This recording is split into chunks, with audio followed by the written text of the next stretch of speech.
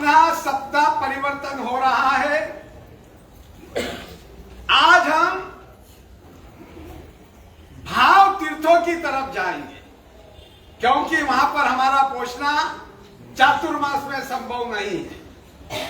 इसलिए आज से विशिष्ट प्रवचन भाव यात्रा का प्रारंभ हो रहा है, जिसमें आज के दिन अष्टापद की भाव यात्रा, हम अष्टापद की ओर आज जाएंगे। वहां पर कैसे कैसे मुनिराजों का कितना कितना मोक्ष हुआ और उस अष्टापद के ऊपर अपनी स्वयं की लब्धि से अगर कोई व्यक्ति जाता है तो उसका निश्चित मोक्ष होता है। ऐसा एक भाव में मुक्ति दिलाने वाला अगर कोई तीर्थ है तो वो अष्टापद। चलिए अपन आज तारक गुरुदेव के मुख से अष्टापद तीर्थ की भाव यात्रा, अष्टापद में होने वाले विशेष विशेष जो तीर्थ है, उसकी रचना है, उसके विषय में हम सुनेंगे।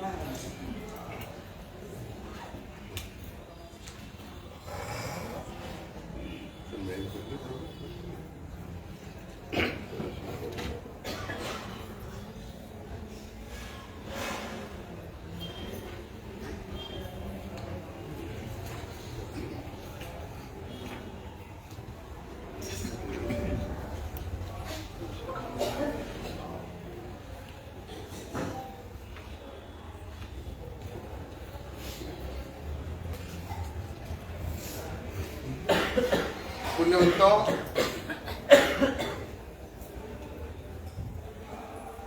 आज से हमारा भाव यात्रा सप्ताह प्रारंभ हो रहा है।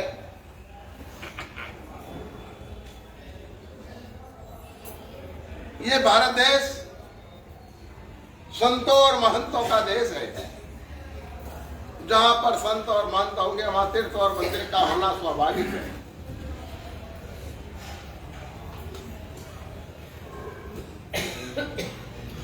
मानव जीवन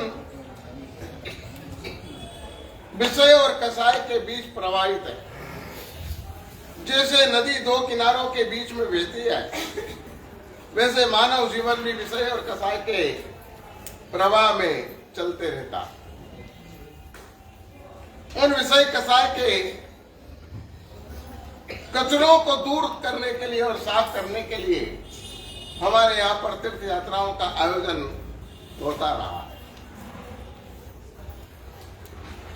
ये भारत देश का सद्भाग्य है कि यहाँ पर पैदा होने वाले प्रत्येक बालक के कान में दया, दान, परोपकार, सदाचार, सुसंस्कार आदि उनके जन्मते उनके कान में पड़ते हैं और आगे चल करके वो बालक सदाचारी, सत्यनिष्ठा वाले और सुसंस्कारी बनते हैं।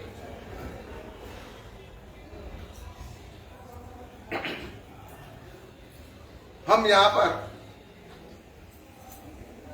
तीर्थ यात्रा करने के लिए एकत्रित हुए।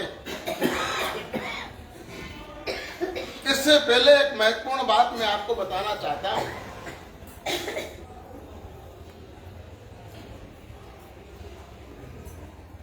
कि तीर्थों में विराजमान मूल नायक भगवान और हमारे यहाँ पर रहे हुए मूल नायक भगवान में कोई अंतर है क्या?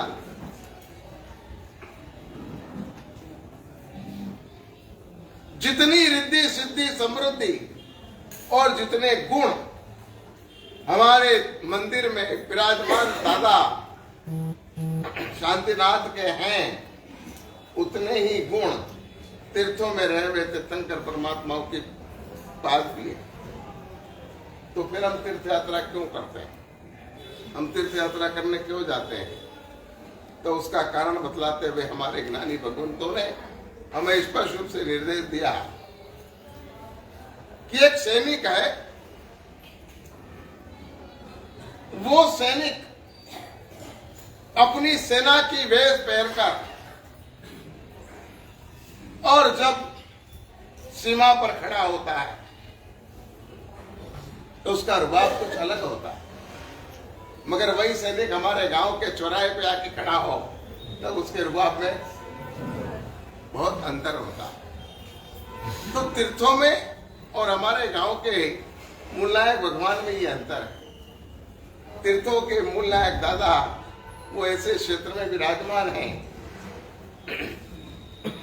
जहां पर उनका रुबाब कोई और ही लगता है।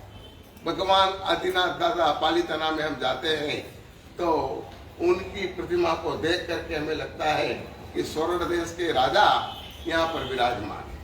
उनकी प्रतिमा के भव्यतम दीदार को देख करके और हमें लगता है कि नहीं, यहाँ के दादा बहुत अद्भुत, अलौकिक और आनंददायक। मुनिवंतों, हम तीर्थ यात्रा कर रहे हैं तो तीर्थ यात्रा क्षेत्रों के आधार पर रहा करती है, जैसे पालीताना, जैसे संकेश्वर, जैसे गिरनार, जैसे समय शिखर, जैसे तारंगा आदि आदि आदि कई तीर्थों के नाम दिए जा सकते हैं। ये सभी उन क्षेत्रों के आधार पर रहे हुए। क्षेत्र का अपने आप में एक अलग महत्व होता है। जैसे क्षेत्र में आप जाओगे वैसी आपकी मनोवृत्ति होगी। आप जिनालय में बैठे होंगे, भगवान के सामने आप बैठे हैं, तब आपके मनोगत विचार अलग प्रकार के होते हैं। और जब आप टीवी के सामने कोई फिल्म देख रहे हैं तो आपके मनोगत विचार कुछ अलग होते हैं। इस क्षेत्र का अंतर है।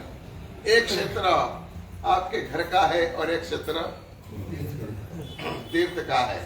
हम शत्रुंजय महातीर्थ में जाते हैं तो वहां पर हमें भूख नहीं लगती, प्यास नहीं लगती, और वहां पर दादा दादा दादा करते करते हम ऊपर पहुंच जाते हैं। ये अलग बात है कि हम ऊपर जाते हैं तब हे दादा हे दादा हे दादा करते हैं, और नीचे उतरते हैं तो हे बाता हे बाता हे। क्या ऊपर चढ़ते हो तब हे दादा और नीचे आते हो तब हे बाता। ये अलग बात है। बाकी वहां जाने पर हमारे विचारों की शुद्धि होती है, इसमें कोई दो मत नहीं।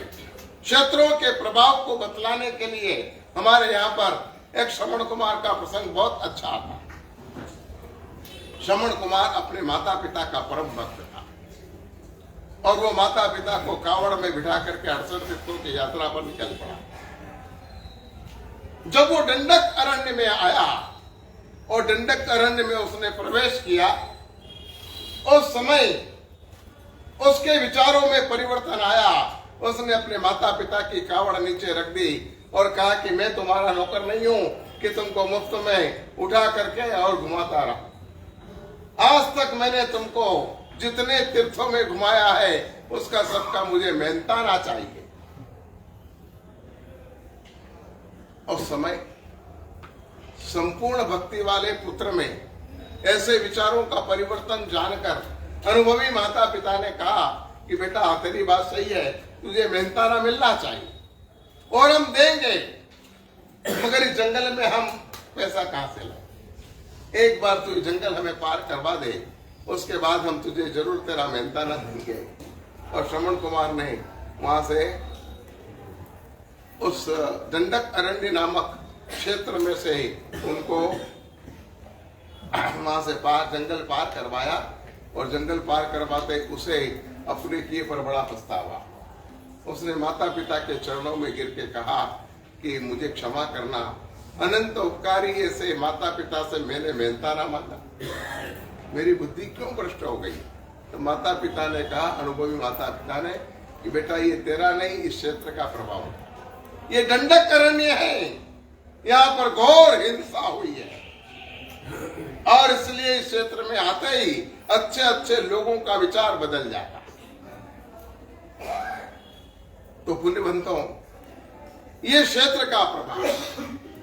तो आज हम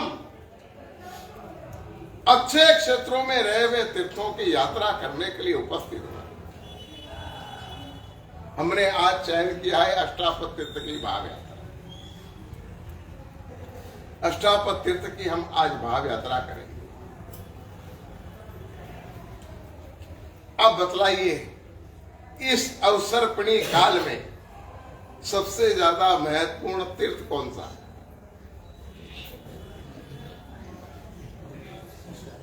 सबको मालूम है? आज अष्टापद है तो एक मत बोलो। कोई बात नहीं, अष्टापद बोल रहे तो बोलो, मगर फिर मैं पूछूंगा कि अष्टापद क्यों, तो फिर उसका जवाब भी तो आपको देना पड़ेगा। पुण्यवंतों, शाश्वत होने की दृष्टि से शत्रुंजय महातीर्थ महत्वपूर्ण है, मगर इस अवसर्पिणी काल में सबसे ज्यादा महत्वपूर्ण अगर कोई तीर्थ हो तो वो अष्टापद तीर्थ। कारण यह है कि शत्रुंजय महातीर्थ की यात्रा करने पर कोई आपको गारंटी नहीं देता है कि इसी भव में आपका मोक्ष हो जाएगा। गिरनार तीर्थ की यात्रा करने पर कोई आपको भाईंदरी नहीं देगा कि आप इसी भव में मोक्ष चले जाओगे। समय शिखर की यात्रा करने वालों को कोई इस प्रकार से छाती ठोक के नहीं कहता है कि तुम्हारा मोक्ष इसी भव में होगा। भगवान के समूह शरण में जाकर के बैठने वाले को भी कोई ऐसा नहीं कहेगा कि तुम इसी भव में मोक्ष में चले जाओगे। मेरू पर्वत के शिखर पर भगवान का अभिषेक करने वाले ऐसे व्यक्ति को भी कोई यूं नहीं कह सकता कि आप इसी भव में मोक्ष में चले जाओगे। मगर अष्टापद तीर्थ की यात्रा स्वलब्धि से करने वाला व्यक्ति इसी भव में मोक्ष में चला जाता है। ये गारंटी हमारे शास्त्रों में शास्त्रकारों ने दी है। इस दृष्टि से ये तीर्थ कितना महत्वपूर्ण हो गया। दूसरे किसी तीर्थ में जाने से इसी भव में मोक्ष हो जाएगा जरूरी नहीं है, मगर अष्टापद तीर्थ में स्वलब्धि से जाने वाले व्यक्ति का इसी भव में कल्याण होगा, ऐसा हमारे यहाँ पर शास्त्रकार भगवंत कहते हैं। और इन बातों को हमारे यहाँ पर शास्त्रों का ठेका भी है। उत्तराध्ययन नामक सूत्र में और आवश्यक सूत्र की बृहद वृत्ति में इस बात का उल्लेख है कि भगवान महावीर सदैव विचरण करते हुए पुरुष चंपा नाम की नगरी में पधारे। उस समय उन्होंने साल और महासाल नाम के दो राजा, ऐसे दो भाइयों को गौतम स्वामी ने दीक्षा दी और दीक्षा लेके आ रहे थे। उस समय समोसन में घुसे तो साल और महासाल केवली परसदा में जाने लगे। तब यहाँ पर गौतम स्वामी ने कहा कि भैया उधर कहाँ जा रहे हो, वो तो केवली परसदा है, तुम्हारा स्थान वहां नहीं यहाँ है। तो भगवान कहते हैं गौतम, केवलियों की आचातना मत कर, इनको केवल ज्ञान हो गया है। तब यहाँ पर गौतम स्वामी विचार करते हैं कि मैं जिसको दीक्षा देता हूँ सबको केवल ज्ञान हो जाता है, लेकिन मुझे तो केवल ज्ञान हो नहीं रहा।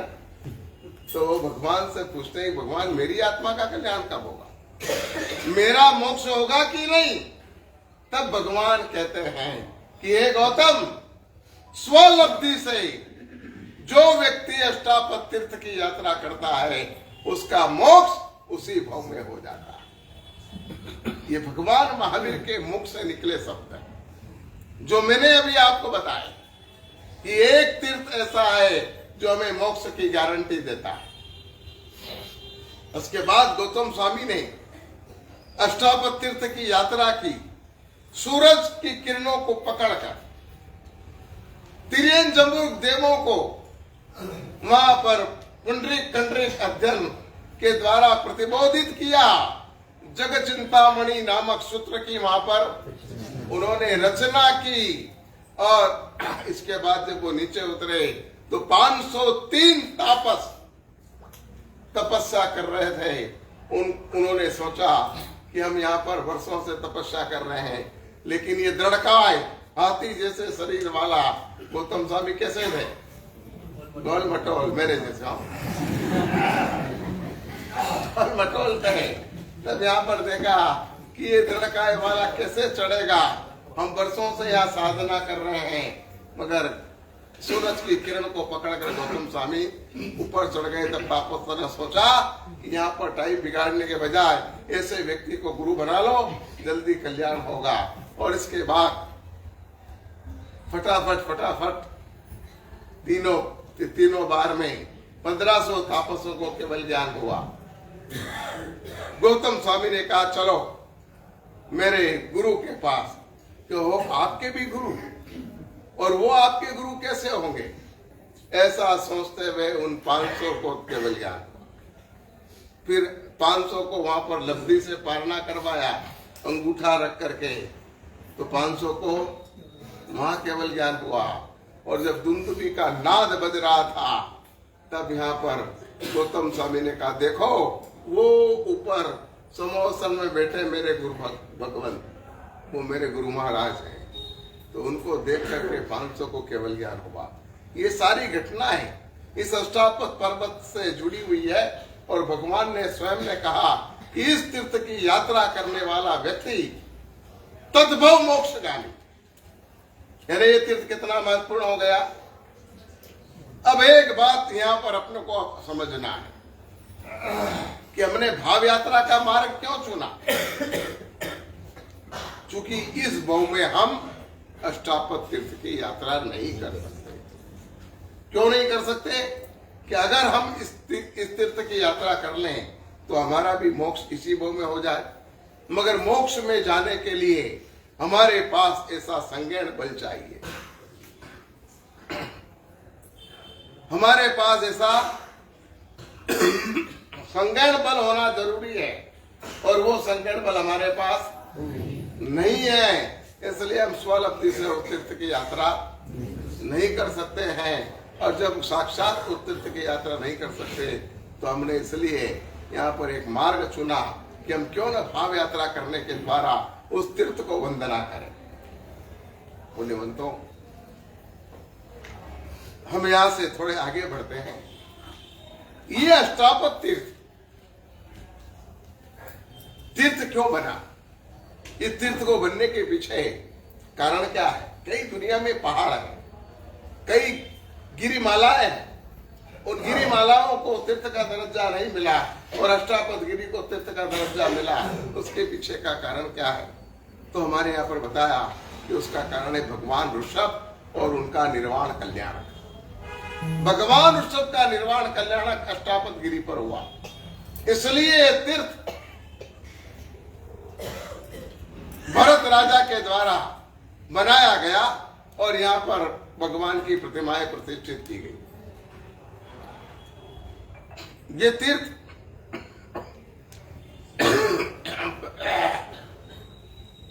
भरत राजा के कारण अस्तित्व में आया। दरअसल बात ऐसी है कि भगवान आदिनाथ तीसरे आर्य के अंत में हुए। उन्होंने 83 लाख पूर्व तक घरवास में रह करके और अपना समय व्यतीत किया। उसके बाद उन्होंने संयम का स्वीकार किया।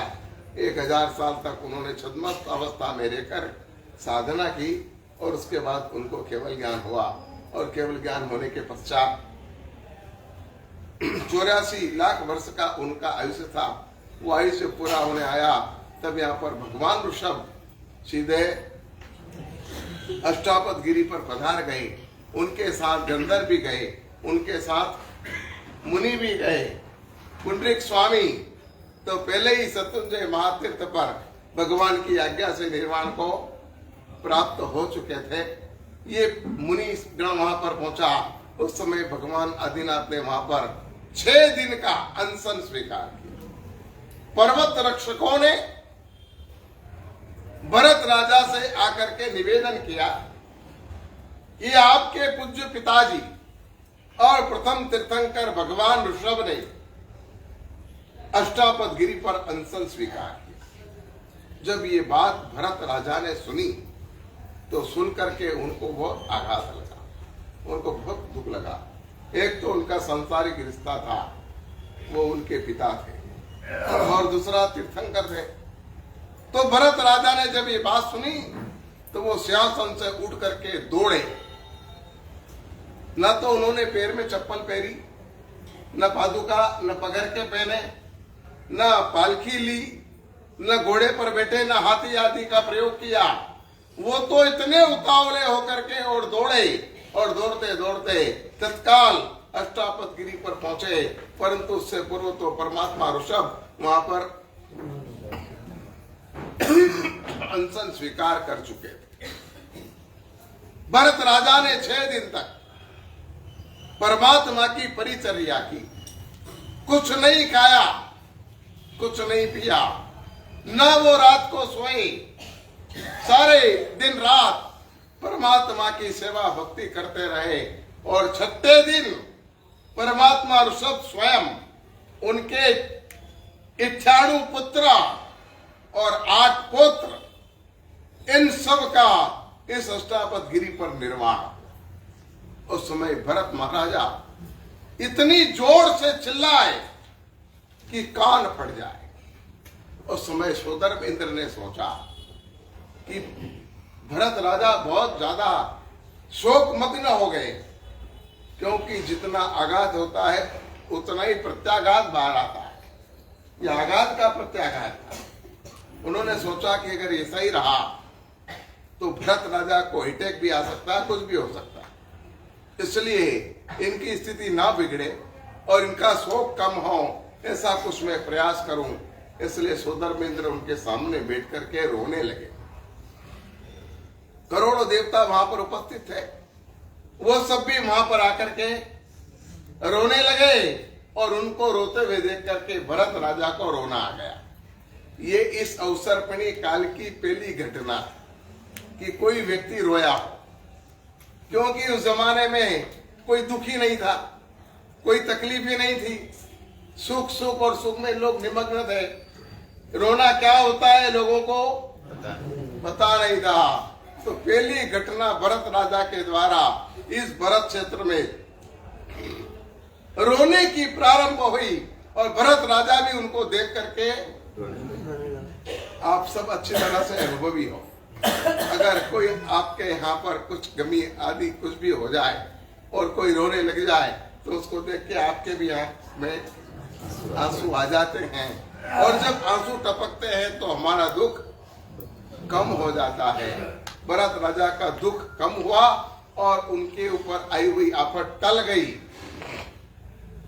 उस समय इंद्र महाराजाओं ने गौशीर्ष चंदन से प्रभु की प्रतिमाओं को विलेपन करके और एक शिविका में विराजमान की, दूसरी गणधरों की प्रतिमा विराजमान दूसरी शिविका में की और तीसरी में मुनियों को स्थापित किए और उनको लेकर के और एक स्थान पर पहुंचे और वहां जाकर के उन शिविकाओं को नीचे रखी और मेघ कुमार देवों के द्वारा उन शिविकाओं में अग्नि प्रज्वलित की गई और भगवान इस प्रकार से पंचत्व में विलीन हो गए। इंद्र ने वहां पर स्तूप बनाया। इंद्र अष्टालिका महोत्सव करके अपने स्थान पर चले गए, मगर भरत राजा नहीं गए, वो वहीं डटे रहे। वह स्तूप के सामने बैठ करके अपना दुख हल्का करते, वहां बैठ करके अपने पिताजी को याद करते थे, वो रोते रहते थे। सोदर्मेंद्र ने उनसे कहा कि भरतेश्वरी तुम क्या कर रहे हो? तुम्हारे पिता तो सर्व दुख से मुक्त बने, उनके पीछे रोना नहीं चाहिए, उनका तो महोत्सव मनाना चाहिए, तुम उनका महोत्सव मनाइए। तब इंद्र की प्रेरणा से यहाँ पर भरत राजा ने महोत्सव किया और फिर मन में विचार किया कि जैसे इंद्रों ने देवों ने यहाँ पर जिस तरह से ये स्तूप बनाए, ऐसे मैं यहाँ पर एक तीर्थ मंदिर बनाऊं। तो उन्होंने वहां पर अपने वार्धिक्य रत्न को बुलाकर सियन सद्या नाम का एक मंदिर वहां पर बनाया और उसमें चारण मुनियों के द्वारा उस मंदिर की वहां पर उन्होंने प्रतिष्ठा करवाई। उससे पहले शत्रुंजय में, गिरनार पर, समेत शिखर में, आबू में और व्यवहार गिरी पर भरत राजा मंदिर बना चुके थे और वहां पर इन्होंने तीर्थों की स्थापना कर दी थी। अब यहाँ पर इन्होंने क्षीर सद्या नाम का ये प्रासाद बनाया और प्रासाद बनाकर चारण मुनियों के द्वारा प्रतिष्ठा करवाई। पहले जितने भी तीर्थ थे उन सभी तीर्थों की प्रतिष्ठा नाभ नाम के गंधर्व ने की। किसने की? नाभ नाम के गणधर थे और उन गणधर भगवंतों ने इन समित शिखर, गिरनार, शत्रुंजय आदि तीर्थों की प्रतिष्ठा संपन्न की थी। मगर अष्टापद तीर्थ की प्रतिष्ठा एक चारण मुनि के द्वारा भरत राजा ने संपन्न करवाई। पुण्यशालियों, तब से ये प्रतिष्ठा महोत्सव हुआ, रत्नों की प्रतिमा विराजमान की गई। ये सारी विगतवार बातें मैं आपसे करने वाला हूं। तो ये सीन सद्या नाम का प्रासाद वहां पर बना। सीन सद्या मतलब शेर के बैठने की अदा, स्टाइल।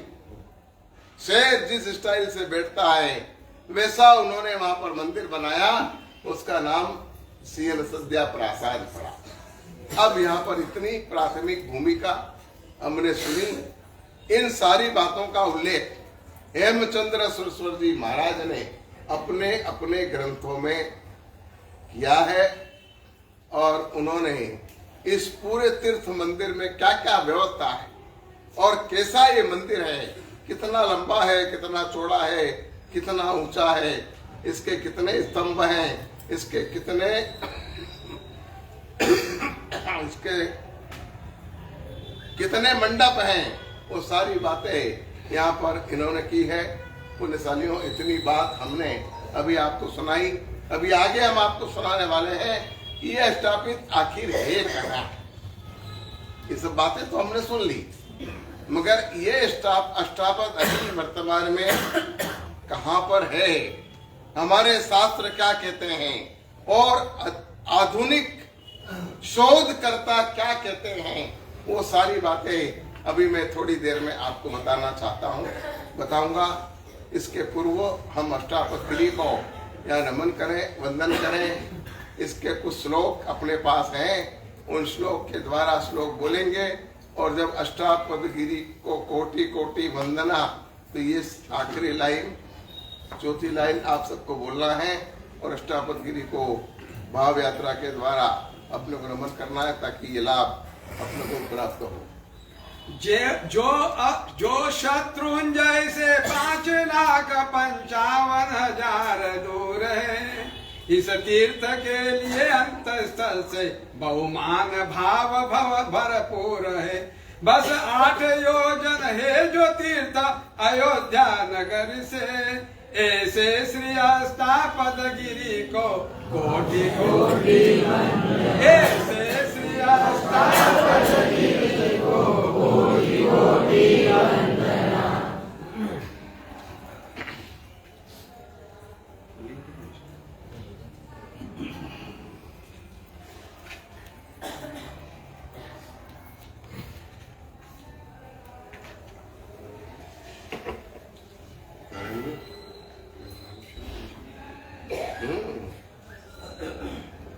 जहाँ ऋषभनाथ अनशन करे, मोक्ष सुख को प्राप्त करे। 99 पुत्र और 8 पौत्र, मोक्ष मंजिल का वर्ण करे। 10 मुनियों जहाँ प्रभु जी काते अनशन आचरे, एवं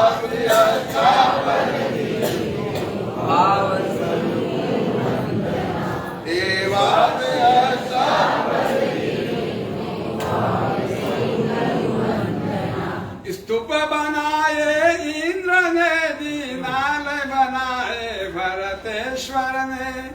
जिस तीर्थ पर से फिर करोड़ों जीव मुक्ति को वरे। सुषम दुषम काल के अंत में हुई इसकी स्थापना,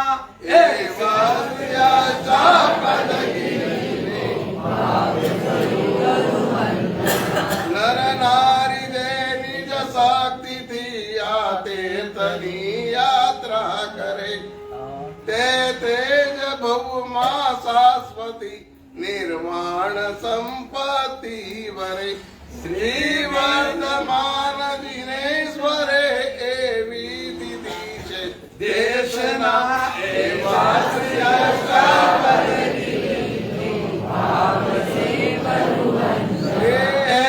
चंद्र सूर्य कहे श्री जिन प्रभाचार्य जी कहे श्री धर्म घोष सूर्य जी कहे श्री भद्र भाव सूर्य जी भी कहे जिस तीर्थ के प्रभाव को अपने अपने शास्त्रों में कहे ए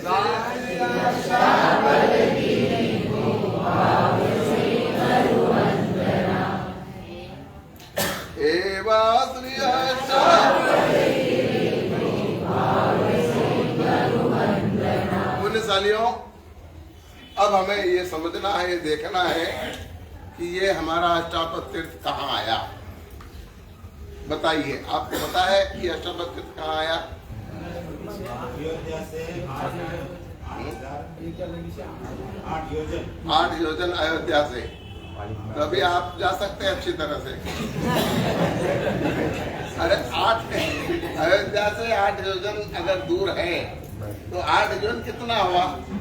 1 योजन का 12 किलोमीटर, तो 96 किलोमीटर हुआ। तो 96 किलोमीटर अयोध्या से जाने में आपको दिक्कत क्या है? 8,000 से। आप बोले, सही बोले हैं। आपने कहीं पढ़ा है? नहीं, अभी अच्छा, श्लोक में पकड़ लिया आपने। ठीक है, अच्छी बात है। पुण्यशालियों, ये अष्टापद तीर्थ कहाँ आया, इसके बारे में हमारे शास्त्रकार भगवंतों ने स्पष्ट फिगर दी है। उन्होंने स्पष्ट कहा कि जम्बूद्वीप प्रज्ञप्ति नाम का हमारा आगम सूत्र है। उस आगम सूत्र में अष्टापद तीर्थ के स्पष्ट फिगर दिए। उन्होंने कहा कि जम्बूद्वीप के बाहर लवण समुद्र है और लवण समुद्र के दक्षिण किनारे पर हमारा भरत क्षेत्र है, जहां पर हम लोग अभी निवास कर रहे हैं। आपको मालूम होगा कि अस्मिन् जम्बूद्वीपे भरत क्षेत्रे दक्षिणार्ध भरते मध्य खंडे, ऐसा हम बोलते हैं। तो दक्षिण भारत के मध्य में अयोध्या नाम की नगरी है। वो चक्रवर्ती की, पहले चक्रवर्ती की राजधानी होती। वो 12 योजन लंबी, 9 योजन ऊंची और 6 योजन चौड़ी होती है। 1 योजन का 8 माइल यानी कि 12 किलोमीटर होता है। ये फिगर यहाँ पर हमें प्राप्त होता है। इसके उपरांत हमारे पास दीप विजय जी कविराज ने अष्टापद गिरी की पूजा का वर्णन किया। उस पूजा में उन्होंने स्पष्ट फिगर दिया कि सत्युंजय महातीर्थ से 5,50,000 किलोमीटर की दूरी पर अष्टापद तीर्थ है। कितना? अब समझने की बात यह है कि उत्तर ध्रुव से लेकर दक्षिण ध्रुव तक 5,55,000 किलोमीटर की दूरी नहीं है। इसका मतलब क्या हुआ कि न तो ये अयोध्या जो आज वर्तमान में है, ये वो अयोध्या नहीं है। अगर वो अयोध्या होती तो अष्टापद तीर्थ भी हमें मिल जाता, मगर ये वो अष्टापद, ये अयोध्या नहीं है। ये अभी फिलहाल वर्तमान की जो अयोध्या है वो स्थापना अयोध्या है। वो अयोध्या कोई दूसरी है। आज भी वैज्ञानिकों के और भूगोल खगोल शास्त्रियों के अभ्यास में अनेक योजन की पृथ्वी वैसे ही पड़ी हुई। जैसे आपको अगर मालूम हो तो जब अमेरिका नहीं खोजा गया था तब कोलंबस ने अमेरिका खोजा, तो पृथ्वी के आकार में क्या परिवर्तन हुआ? वो इतना बड़ा खंड अगर अमेरिका का हमारी पृथ्वी में जुड़ा तो कुछ तो परिवर्तन आना चाहिए, मगर कोई परिवर्तन नहीं आया। इसके बाद न्यूजीलैंड शोधा गया तो न्यूजीलैंड भी इसमें मिला दिया गया। उसके बाद भी उसका कोई आकार प्रकार में परिवर्तन नहीं आया। पुण्यवंतों, ये नई नई बड़े बड़े देश हमारे सामने आए, ऐसे ही अष्टापद गिरी भी कहीं दूर दूर किसी स्थान पर होना चाहिए। एक बात निश्चित है कि शत्रुंजय से दक्षिण में, यानी कि अष्टापद गिरी से शत्रुंजय दक्षिण दिशा में है, ये बात तय है। पर अष्टापद है कहां? तो अभी कुछ लोग ऐसा बताते हैं कि अष्टापद गिरी हिमालय पर, हिमालय की पहाड़ियों में कहीं न कहीं अष्टापद पर्वत दब गया है। और फेक न्यूज के अंदर व्हाट्सएप पर कई प्रकार की बातें चलती है कि अंदर रही हुई पूरी अष्टापद तीर्थ की फोटो यहाँ पर व्हाट्सएप पर भी आई थी और इसे प्रकट हुआ था। परंतु पुण्यवंतों, इन बातों को कोई आधार नहीं।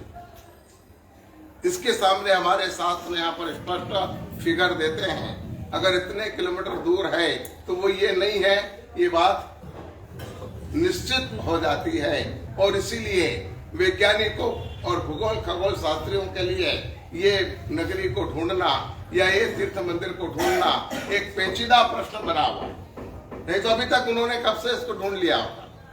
क्योंकि आजकल भूगर्भ में रही हुई चीजों को भी अच्छी तरह से यंत्रों के माध्यम से देखा जा सकता है। तो हिमालय पर अगर ये तीर्थ होता तो देख सकते थे। पर आज भी यूं अगर देखा जाए तो जो लोग हिमालय की यात्रा यानी कि बद्री केदार की यात्रा करने जाते हैं, वहां पर दूर दूर पहाड़ी पर एक अष्टापद नामक स्थान है जिसको लोग अष्टापद के नाम से पहचानते हैं, परंतु वहां पर आज कुछ भी नहीं। ये क्या हुआ है कि नाम की साम्यता के कारण ये गड़बड़ हुई। हमारे यहाँ पर चंपा नगरी का वर्णन विशद आता है, पर उस चंपा नगरी में आता है कि चंपा नगरी समुद्र के किनारे पर थी और माकंदी सेठ और ये लोग जहाज में बैठकर व्यापार करने जाते।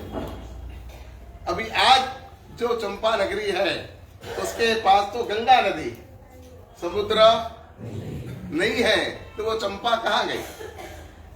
दधिवान राजा की, चंदनबाला की वो चंपा नगरी कहाँ है? ये सब स्थापना तीर्थ है और ये अनुमान पर आधार रखते हैं। अभी अमेरिका में हमारी एक जैन संस्था अभी इस अष्टापद को ढूंढने के लिए कार्यरत है और वो प्रयास कर रही है और उन्होंने 16 वॉल्यूम तैयार किए जिसमें अष्टापद पर ये हिमालय पर अष्टापद होना चाहिए, ऐसी वो शोधखोल अभी कर रहे हैं, लेकिन उसका कोई परिणाम अभी तक सामने नहीं आया है।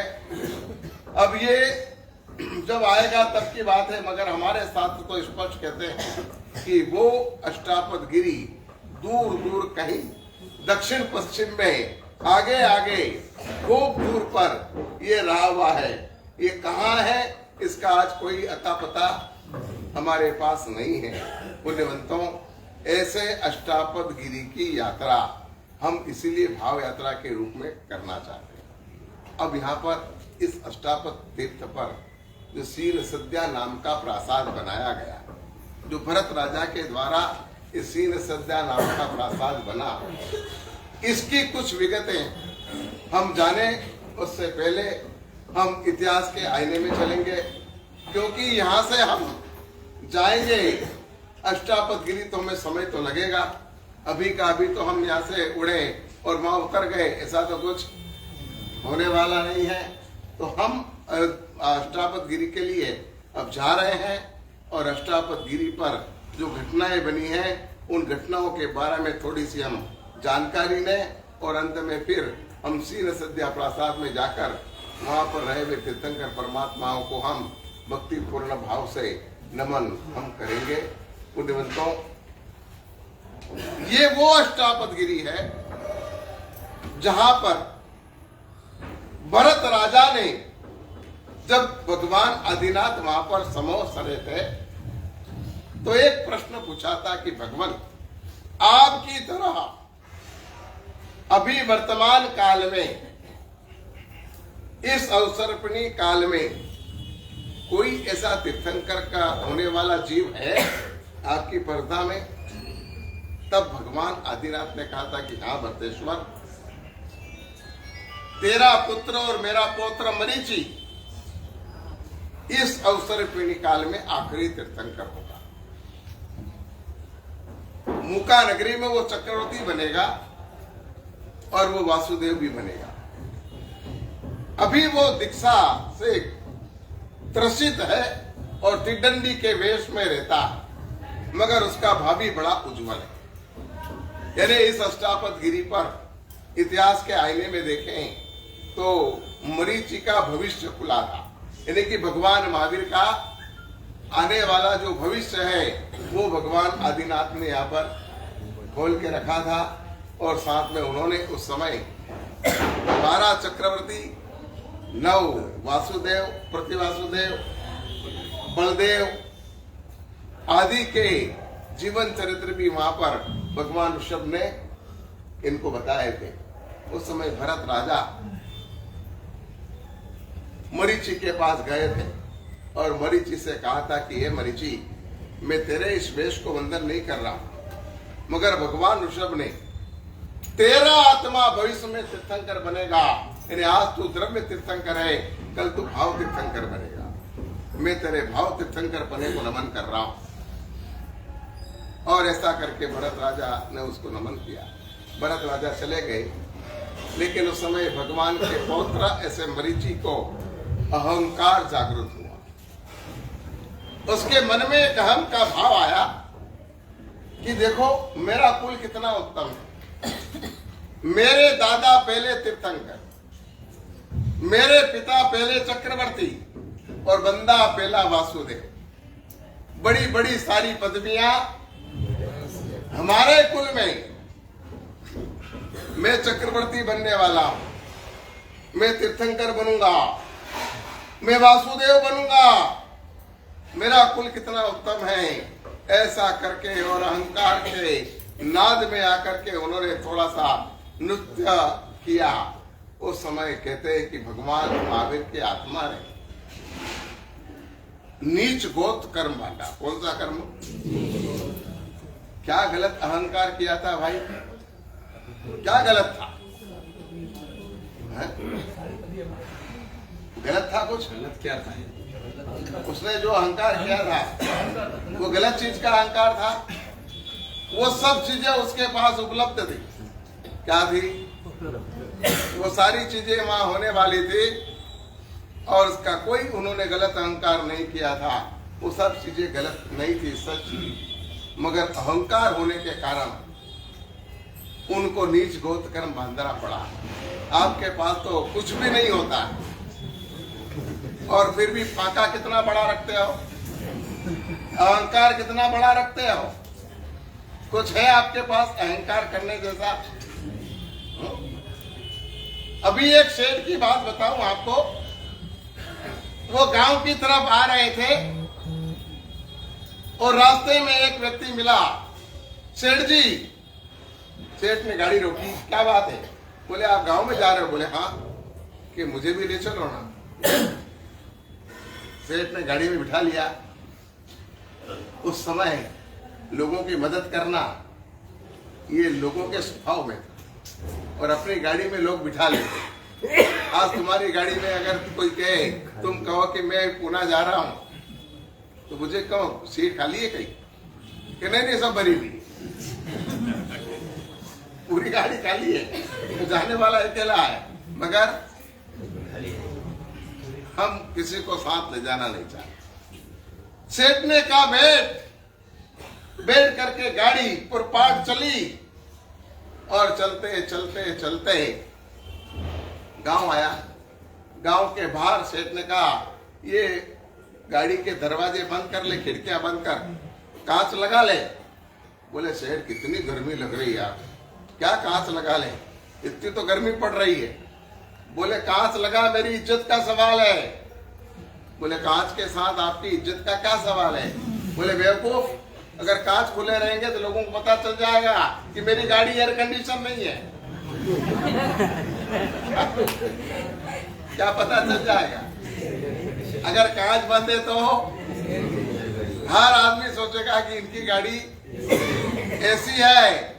कांच बंद का हम किस बात का अहंकार कर रहे हैं, समझ रहे हो आप? हम किस बात का अहंकार कर रहे हैं? जो हमारे पास नहीं है उन चीजों का अहंकार। तो हमारा क्या होगा? भगवान महावीर ने उनके तीसरे भाव में जब यहाँ पर इन सच्ची चीजों का अहंकार किया था तो उनको 15, 17 भाव तक नीच गोत्र में उत्पन्न होना पड़ा। तो हम बिना काम का अहंकार कर रहे हैं तो क्या हमारा क्या होगा? कभी सोचा? क्या होगा आपका? जो एक अहंकारी का होता है वही असर आपका होने वाला है। तो पुण्यवंतों, भगवान ऋषभ ने मरीचि का भविष्य खोला और भरत राजा ने मंथन किया और ये घटना बनी। ये घटना कहां बनी? अष्टापद गिरी पर। इधर यहाँ पर भरत राजा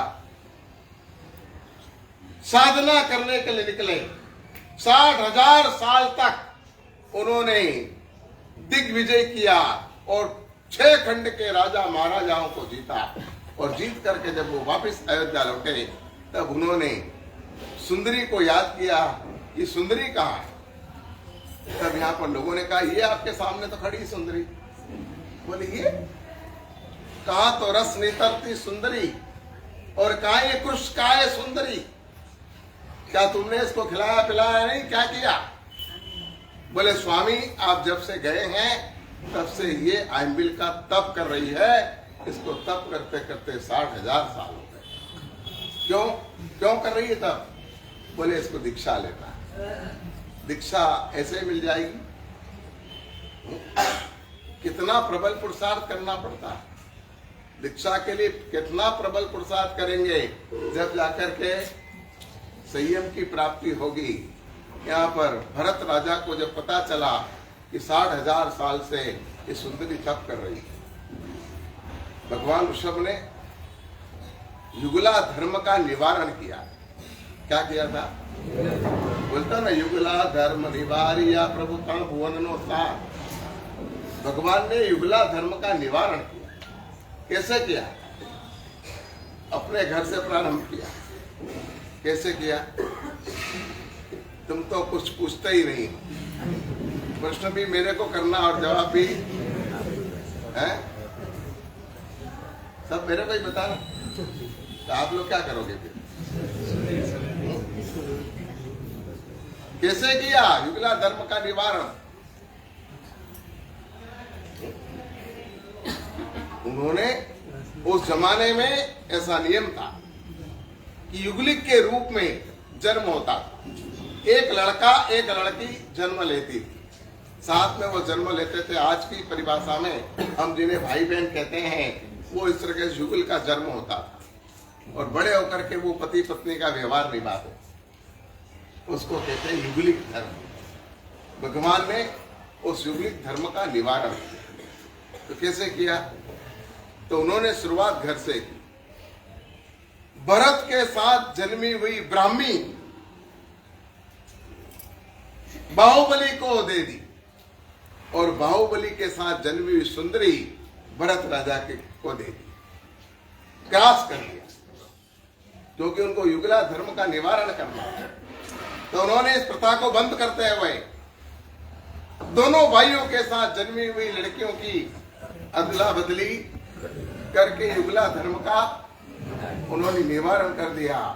पर इन दोनों बहनों की शादियां उनसे नहीं हुई। केवल भगवान ने वाग्दत्ता शब्द का प्रयोग हुआ है कि उनका वाग्दान किया था, मगर उनकी शादियां, इसलिए वो दोनों बहनें तो ब्रह्मचारिणी थी। ब्राह्मी ने तो पहले दीक्षा ले ली थी बाहुबली से अनुमति लेकर और बाहुबली ने अनुमति दे दी थी, मगर भरत राजा को सुंदरी बहुत अच्छी लगती थी, इसलिए उन्होंने सुंदरी को अनुमति नहीं दी थी। उन्होंने कहा था कि मैं तुझे अपनी पटरानी बनाऊंगा और वो दिग्विजय करने गए। तब यहाँ पर सुंदरी ने सोचा कि अगर भरत राजा लौट कर आएंगे तो मुझे एक पटरानी बनाऊंगा। मेरी दीक्षा लेने की जो भावना है वो नष्ट हो जाएगी। मुझे दीक्षा लेना है, इसलिए उन्होंने क्या किया, 60,000 तक तप किया। जिस शरीर पर भरत राजा को मोह है उस शरीर को खत्म कर दो, इसलिए उन्होंने 60,000 तक हामिल किए। और यहाँ पर भरत राजा के सामने वो खड़ी है, मगर भरत राजा उसे पहचान नहीं सके। तब भरत राजा को लगा कि मैंने ये गलत किया है। उन्होंने कहा, बहन सुंदरी, मेरे अपराध को क्षमा करना, मेरी बहुत बड़ी गलती हुई कि मैंने तुम्हें संसार में रोक रखा। और उसी वक्त पर्वत रक्षकों ने आकर के समाचार दिए कि भगवान ऋषभ अष्टापद गिरी पर समोस रहे हैं। तब यहाँ पर भरत राजा ने सुंदरी से कहा कि बहन चलो मेरे साथ, मैं आपको अष्टापद गिरी पर संयम दिलाता हूँ। और यहाँ पर साथ में ले गए और अष्टापद गिरी पर ले जाकर सुंदरी को उन्होंने दीक्षा दिलवाई। इस अवसर्पिणी काल में अष्टापद गिरी पर सबसे पहली दीक्षा अगर किसी की हुई हो तो वो सुंदरी की। इतिहास के आईने में हम झांक रहे हैं, इतिहास को हम देख रहे हैं, इतिहास की विरल घटनाओं को हम समझ रहे हैं। एक बार भरत राजा अपने 99 भाई दीक्षित हुए हैं, तो मन में एक भाव हुआ कि मैं अपने भाइयों को मिठाई भराऊं। और वो गाड़ियां भर भर करके मिठाई लेकर चले।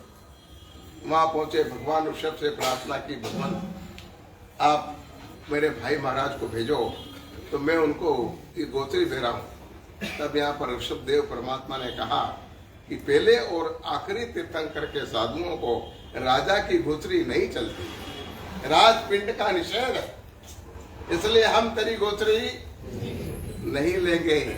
तब यहाँ पर भरत राजा बड़े मायूस हो गए। कैसा मेरा दुर्भाग्य कि मेरे भाई बंधु भी मेरे घर की गोचरी नहीं लेते हैं। उस समय सोधर्म इंद्र ने भरत राजा से कहा कि भरतेश्वर मायूस मत हो, कि तो भगवान के शासन की मर्यादा, मगर इससे भी बढ़िया लाभ आप ले सकते हो। भगवान से प्रार्थना करो कि मेरे नगर में जितने भी साधर्मिक हैं उन सारे साधर्मिकों की मैं भक्ति करूंगा, और आपके साधु साध्वी जितने मेरे 6 खंड पृथ्वी में विचरण करते हैं उन सभी को मैं विचरण करने की अनुमति देता हूं और उनके उपासना की व्यवस्था करता हूं। तब यहाँ पर भगवान ऋषभ ने इस बात की अनुमति दी। सबसे पहले साधर्मिक भक्ति का उपदेश अगर कहीं हुआ हो तो कहाँ हुआ, अष्टापद गिरी पर। वहां पर भरत राजा ने यहाँ पर जितने भी श्रावक थे उन सभी श्रावकों को अपने रसोड़े पर भोजन के लिए निमंत्रण दिया, आओ और भोजन करो। रोज के हजारों लोग भरत राजा के रसोड़े में भोजन करते, हजारों लोग भोजन करते। आपके यहाँ पर रोज साधर्मिक भक्ति कितनी होती? ये क्या इतिहास सुनते ही रहोगे कि कुछ जीवन में कुछ करोगे भी सही? अभी 10-15 लोगों की टीम भेज दें कि भैया हमारे मेहमान है, जरा इनको भोजन करा देना है, क्या होगा? है? कितनी डांट पड़ेगी आपको पत्नी के द्वारा? कहीं हौसपस है? जब चाहो जब महाराज के यहाँ से हाथ पकड़ी लाओ मेहमान, कौन करेगा इतना को? क्यों तुम्हारे घर के तुम्हारा भाई और तुम्हारा परिवार अगर आता है तो उसके लिए भी व्यवस्था नहीं करते हो, उसको ही भोजनशाला भेजते हो। इस साधारण भक्ति का इतिहास वहां से प्रारंभ हुआ। भरत राजा के समय से ये इतिहास, सुंदर इतिहास प्रारंभ हुआ। पुण्यवंतों, हम इतनी बात अभी यहाँ पर सुनते हैं इतिहास के आईने में, और भी कई घटनाएं वो हम आपको कल सुनाएंगे। और कल बहुत अद्भुत बातें आने वाली, हम आपको सीने सिद्धिया प्रासाद में प्रवेश करवाएंगे। वो मंदिर किस टाइप का बना हुआ आप कल्पना करिए, 9 योजन ऊंचा, एक योजन के 8 माइल 12 किलोमीटर, कितना ऊंचा हुआ? अच्छा, ये भी भूल गए। निकालो कैलकुलेटर, निकालो, तुम्हारे किस्मत में ही वो लिखा। देखो मेरा गणित बहुत कमजोर है, तुम जो कहोगे मैं बोल दूंगा, और इधर गणित के मामले में बहुत परफेक्ट है, कहीं गणित चूकने का काम नहीं। तो यहाँ पर इतनी ऊंचा अष्टापद गिरी पर जब हम अंदर प्रवेश करते हैं तो उसकी भव्यता का क्या अनुमान कर सकते हैं आप? कितना लंबा, कितना चौड़ा? 9 योजन लंबा, 6 योजन चौड़ा, 12 योजन लंबा, 6 योजन चौड़ा और 9 योजन ऊंचा। कितना बड़ा मंदिर होगा। और इस मंदिर में हमें कल प्रवेश करना है, और हम कल इसकी भाव यात्रा, तीर्थ यात्रा हम करेंगे। वहां पर प्रतिमाएं कैसे विराजमान है और कहां से हम प्रवेश करेंगे। भरत राजा ने उस मंदिर की सुरक्षा के लिए कैसे कैसे प्रयत्न किए, और इस तीर्थ की रक्षा के लिए जो शहीद हुए, उन शहीदों की शहादत का इतिहास हम आपको बताना चाहते हैं। वो भी हम आपको कल बताकर इस भाव यात्रा को हम पूर्ण करेंगे। ये श्लोक बोल लो थोड़े से, 1-2 मिनट। मरीचि बनेंगे 24 में अरिहंत ऐसा जिनका है। इस तीर्थ पर यह श्रवण कर भारतेश्वर हर्षित बने। जिया भरत राजा मरीचि की भाव अवस्था को नमन करे। एवं श्री अष्टापद गिरी श्री ऋषभनाथ जिनेश्वर ने जिया प्रदान की देशना। ये तीर्थ पर संयम कानु पुष्प जिन तना सुंदरी सती पाद्या की संयम की स्पर्शना। एवं श्री अष्टापद साधार्मिकों की भक्ति का उपदेश जिया प्रभु करे। जिंदगी भर साधार्मिक भोजन बाद में भरतेश्वर करे। बाहुबली ऋषभ प्रभु का सानिध्य जहाँ स्वीकारते। अष्टापद भाव से एवा श्री अष्टापद भाव से सबने भाते की व्यवस्था अपने अपने घर पे रखी है, जाकर के और तीर्थ यात्रा के बाद भाते का लाभ देना। सुंदरतम